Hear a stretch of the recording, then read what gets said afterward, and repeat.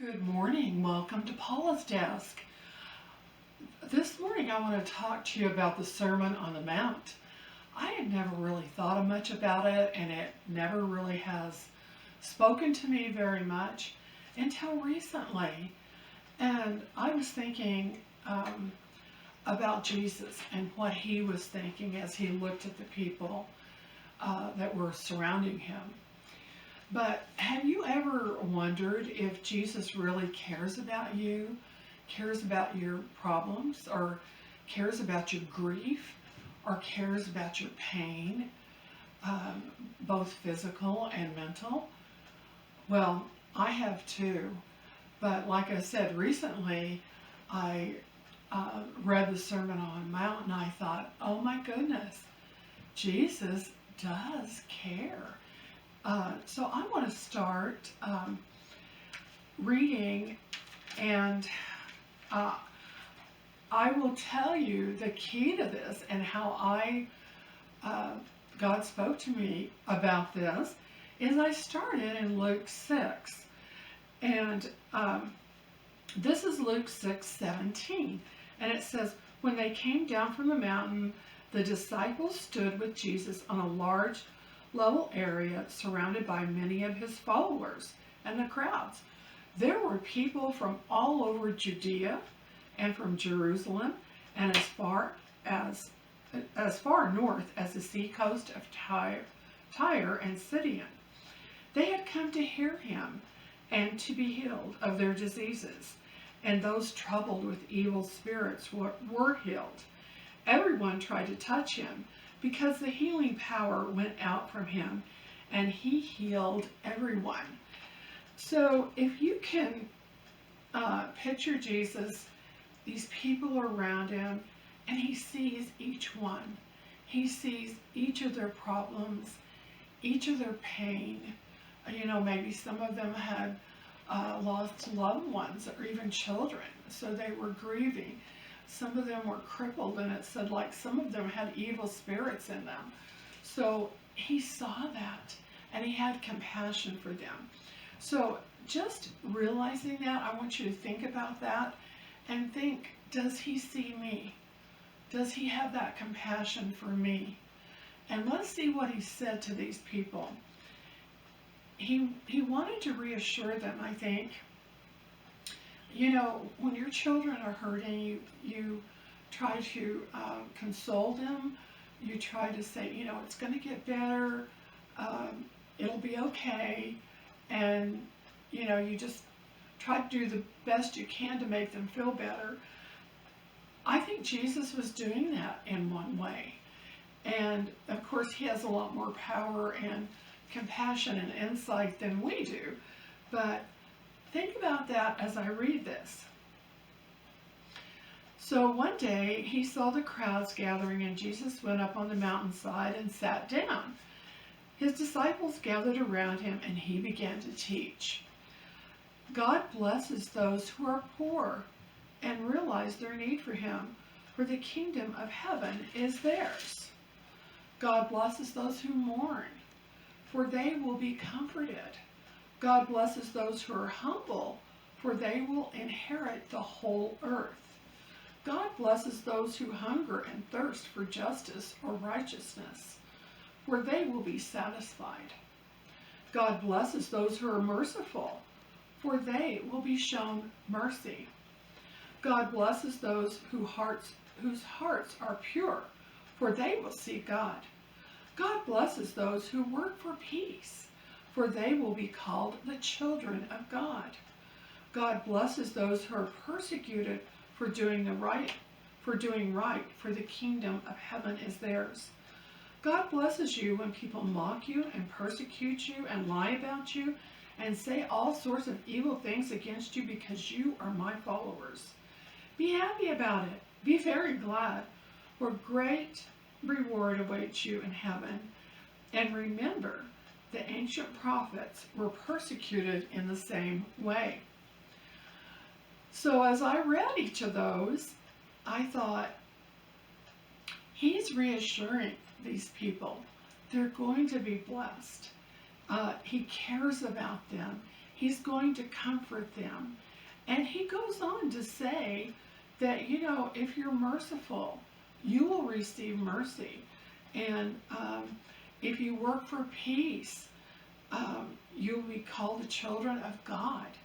So I bet you could take each of these and do a whole lesson on them. God blesses those who mourn and be comforted. I think I said that. God blesses those who are humble, for they shall inherit the whole earth. And I think one of the things, God blesses those who hunger and thirst. That means you've got to have it for justice and righteousness.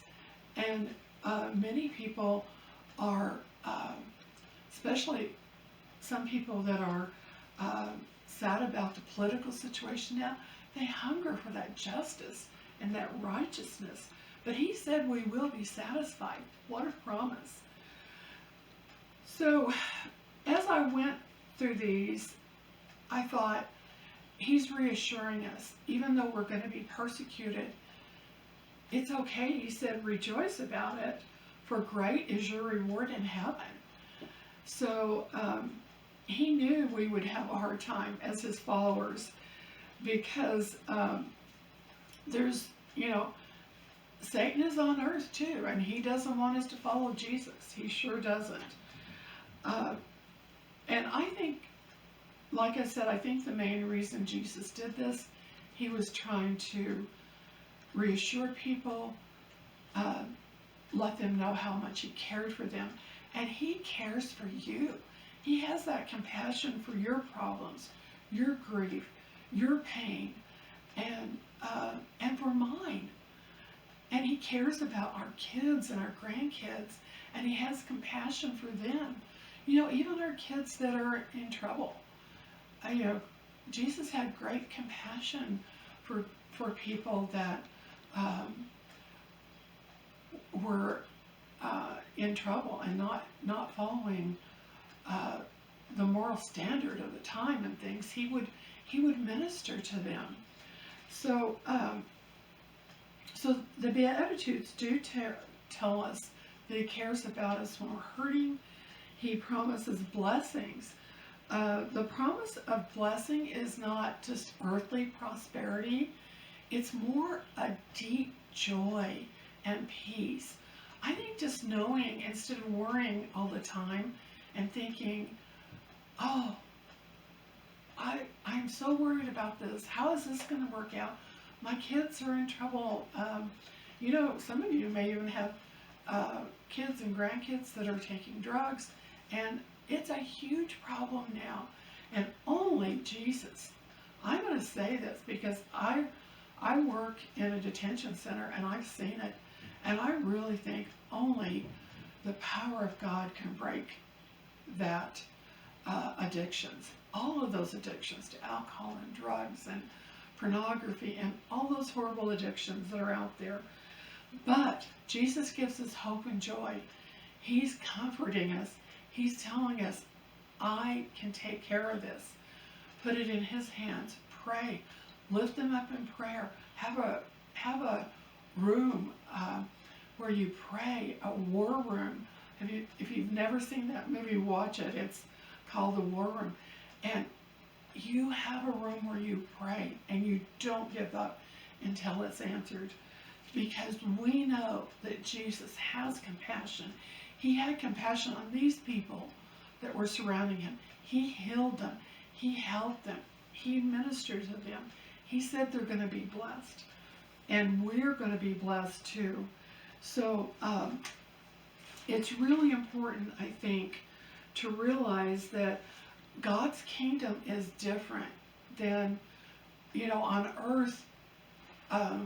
We think of success as, there's so many people that are self-centered today, and it's all about selfishness and pride and lust for power. But Jesus said that we should be humble and we should follow Jesus, and the kingdom of heaven belongs to us. So we will be blessed. But I think God provides for all of our needs. He provides for what we need. We are blessed. But we should not lust after all of these other things.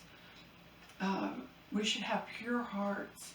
We should have mercy. We should be humble. And all of these things that are in the Beatitudes, read these and study each of these. Maybe take each one and research what each one of these says and how to do this. And ask God, help me be merciful. Help me be humble. Help me have a pure heart. Help me work for peace. Help me be a child of God. I am just so happy that the Lord spoke to me about this and gave me some insight on how I should act, on how I should see Jesus, and that He does care for me, and that He will help me with all of these things. I just thank you for watching. I just hope you're blessed this week, and I just pray for you and your children, and thank you for watching, and please share this and subscribe. That would help a lot to get this study to other people. Thank you so much. God bless you.